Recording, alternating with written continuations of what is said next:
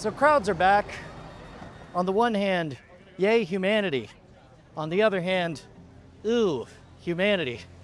But look, as exhausting, as taxing, as smelly as all these crowds of humans can be, as much as we don't want to get out and socialize again, there are superpowers that come from being social. And I don't mean just climbing social ladders.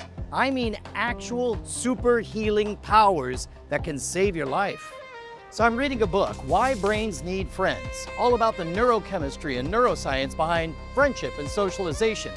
The book starts off with a lot of intuitive stuff about the benefits of social support groups, but where it blew my mind was in the biology of things.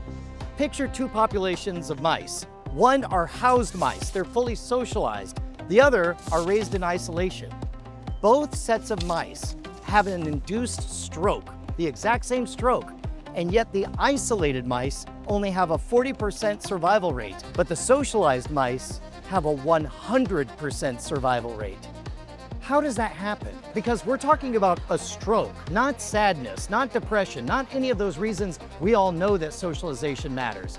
We're talking about a part of the brain that was starved of oxygen for 60 minutes and half the mice do 100% better. Why? The superpower comes from hormones. And it's not just survival rates. At 24 hours and 72 hours, the isolated mice had larger infarcts. That's damage to the brain tissue. And at 48 hours, they had a twofold increase in cerebral edema. That's swelling of the brain. So here's the real quiz. How does hormones, the feel good or feel bad chemicals in your brain, cause this kind of difference in damage? The key is the anti-inflammatory powers of those endorphins, oxytocin, dopamine, serotonin.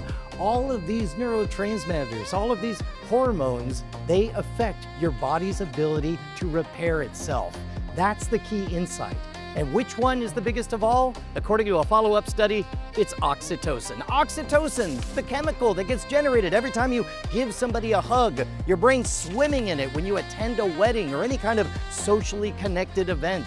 The math is simple. You connect with other people, you have more oxytocin in your brain, your anti-inflammatory response is different. Your brain's able to repair itself better in the event of injury. And of course, it's more interesting and complicated than all that. Don't believe me just because I'm on the internet. I'm just the internet's older brother. What I want you to think of is next time you're not feeling it, you just want to cocoon up, play your video games, think twice. And if you're not ready to go out into real public with real other humans, then take a half step. Why don't you join us live for office hours? I go live every morning and I'd love to hang out with you guys.